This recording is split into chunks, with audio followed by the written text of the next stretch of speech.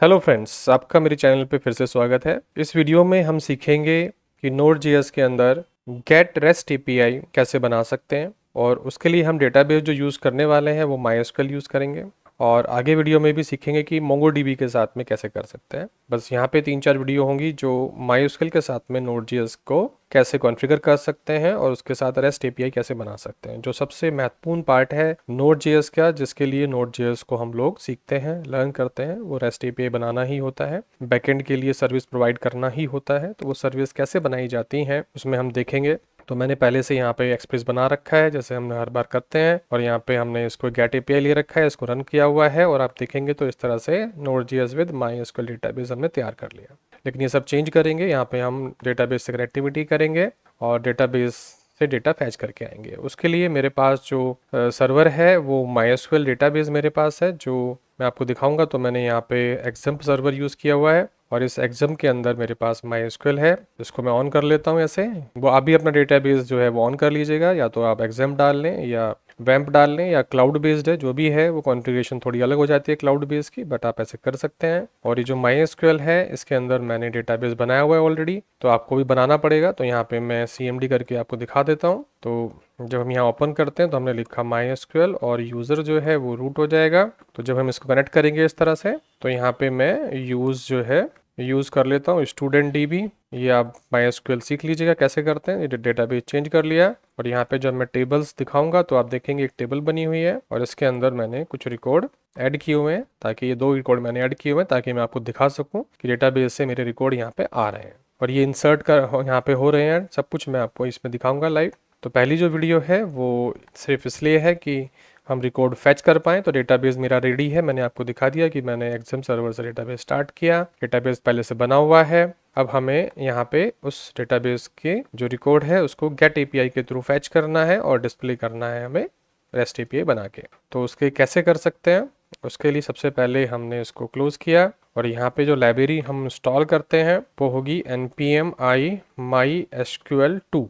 ध्यान रखिएगा MySQL भी अवेलेबल है, MySQL 3 भी अवेलेबल है, लेकिन MySQL 2 ज़्यादा अच्छी मानी जाती है, उसको हम ज़्यादा यूज़ करते हैं, ज़्यादा कंफर्टेबल है और मैं तो इसी को यूज़ करता हूँ। बाकी आप दूसरी भी यूज़ कर सकते हैं जो आपको समझ में आती हो, उससे कोई फ़र्क नहीं पड़ता। कोड बदल जाता है थोड़ा सा, बट फैसिलिटी वही रहती है। तो यहाँ पर जब हमने कनेक्ट कर लिया, दोबारा मैं एप्लीकेशन चला देता हूँ।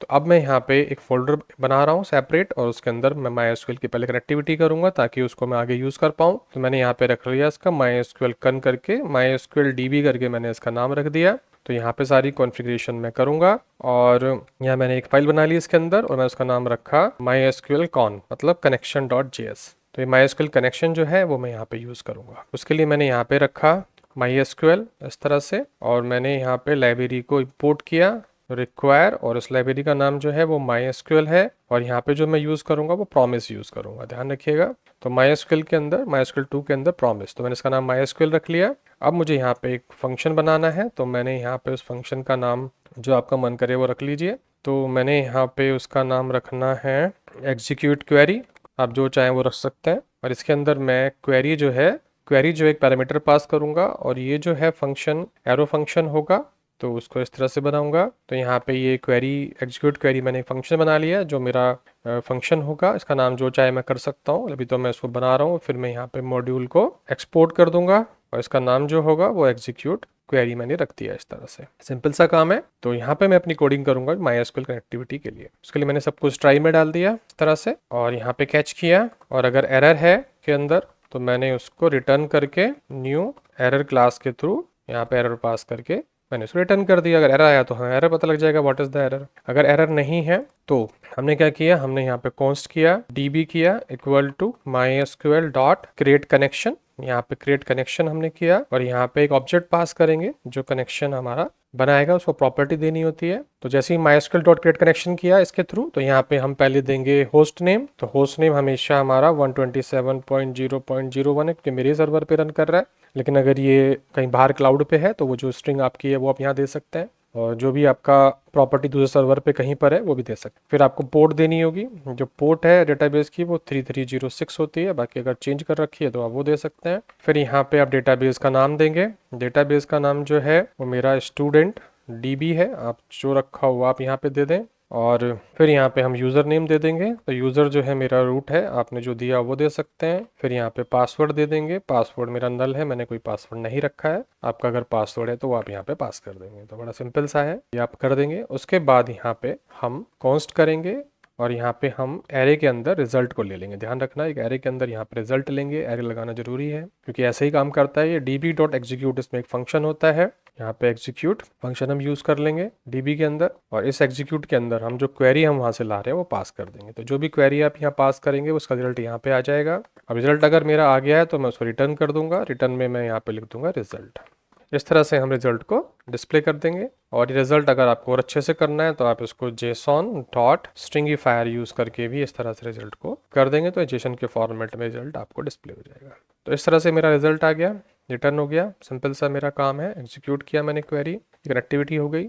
ये हम आगे यूज़ करेंगे इसको यहाँ पे। तो इसको यूज़ करने के लिए फिर हम कर लेते हैं कॉन्स्ट, और हमने लिख दिया MySQL। और इस MySQL के अंदर यहाँ पे हमने किया रिक्वायर, और रिक्वायर के लिए हमने यहाँ पे तो जो हमारा फोल्डर है MySQL DB, इसके अंदर जो फाइल है MySQL कनेक्शन, ये हमने पास कर दी ताकि इसका जो ऑब्जेक्ट वो MySQL के फॉर्म में आ जाए। अब उसको हम यहाँ पे यूज़ करेंगे। तो यहाँ पे आप देखेंगे कि तो मैंने यहाँ पे कॉन्स्ट लिखा, और यहाँ पे मैंने रिजल्ट लिखा, और यहाँ पे मैंने MySQL लिखा, और यहाँ पे मैंने जो मेरी क्वेरी है, क्वेरी क्या है, मेरी क्वेरी है सेलेक्ट स्टार फ्रॉम स्टूडेंट। ध्यान रखिएगा, ये क्वेरी हमने दी। और फिर जो ये वैल्यू मैंने यहाँ प्रिंट की है इसकी जगह पे, क्योंकि स्ट्रिंगिफायर पहले से आ चुका है, तो रिजल्ट मैंने यहाँ पे पास कर दिया क्योंकि वो ऑलरेडी जेसन के फॉर्मेट में आएगा। रिजल्ट मैंने यहाँ पे पास कर दिया।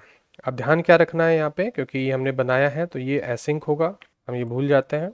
और फिर यहाँ पे हम अवेट लगाएंगे ताकि जब तक कनेक्शन स्टैब्लिश ना हो तब तक वो यहीं पे रहे। फिर यहाँ पे अवेट लगाएंगे, ध्यान रखिएगा, तब तक एग्जीक्यूट ना हो, रिजल्ट वापस नहीं आएगा। फिर रिटर्न कर देंगे, और फिर ऐसा ही यहाँ पे भी करेंगे। तो यहाँ पे करने के लिए एसिंक हमने लगाया, और यहाँ पे हमने फिर अवेट लगाया ऐसे, ताकि रिजल्ट यहाँ पे आ जाए, फिर हम उसको डिस्प्ले करेंगे। तो इस तरह से हमने किया। ये मेरा गेट API है। अब आप इसे अगर मैं ब्राउजर पे चला के दिखाऊंगा, रिफ्रेश करूंगा, अगर सब कुछ ठीक हुआ तो ये देखो डेटा मेरा वही दो डेटा जो मेरा अवेलेबल था, आप देख सकते हैं सेम डेटा मेरा यहाँ पे अवेलेबल है। ये देखो, यही डेटा हमारा 102 ID का हमारा डिस्प्ले हो गया। अब यही डेटा अगर आप चाहते हैं देखना पोस्ट API पे, तो यहाँ पे भी आप देखेंगे। यहाँ पे मैं अगर इसको ऐसे पास करूँगा और यहाँ पे गेट चेंज कर दूंगा और इसको सेंड करूँगा, तो आप देखेंगे यहाँ पे डेटा जो है ये आ गया मेरा, और यहाँ पे 200 जो है ये स्टेटस आ गया, ताकि ये ओके करके हमारा चल रहा है, हमारा काम यहाँ पे हो रहा है। तो इस तरह से आप Node.js के अंदर गेट API बना सकते हैं। ये गेट रेस्ट API होती है, उसको हमने MySQL से कनेक्टिविटी की, और हमने यहाँ पे आपको रिजल्ट दिखा दिया। नेक्स्ट वीडियो में देखेंगे डिलीट। यहाँ पे मैंने गलती से पोस्ट लिख दिया है, तो इसलिए देखो ये वार्निंग भी दे रहा है। यहाँ पे पोस्ट वाली पोस्ट नहीं होगा, ये पोर्ट होगा, क्योंकि बाय डिफॉल्ट पोर्ट 3306 होती है, तो इसलिए उसने एरर नहीं दिया। लेकिन अगर ये पोर्ट अलग होती तो ये एरर देता, तो इसलिए यहाँ पे ये पोस्ट करके आ रहा था। तो ये पोस्ट नहीं है, पोर्ट है। मैंने पोर्ट ही बोला था, बट बाय मिस्टेक मेरा यहाँ से पोर्ट हो गया, इसलिए वार्निंग यहाँ पे आ रही थी। प्रोग्राम चल रहा था, क्योंकि बाय डिफॉल्ट जो है पोर्ट यही होती है डेटाबेस की, तो प्रॉब्लम नहीं आई। बट अगर कोई और पोर्ट होती तो प्रॉब्लम आ जाती। तो आपने देखा किस तरह से हमने रेस्ट API को टेस्ट कर लिया यहाँ पे पोस्टमैन के ऊपर भी। अब अगली वीडियो में देखेंगे कि हम पोस्ट, डिलीट और पुट, यानी कि अपडेट, डिलीट और इंसर्ट इन्फॉर्मेशन कैसे कर सकते हैं डेटाबेस के अंदर। तो इस वीडियो में इतना ही। अगर आपको वीडियो अच्छी लगी हो तो प्लीज़ लाइक करिएगा, शेयर करिएगा, सब्सक्राइब करिएगा, थोड़ा सा मेरे चैनल को प्रमोट करिएगा। और thank you for watching this video.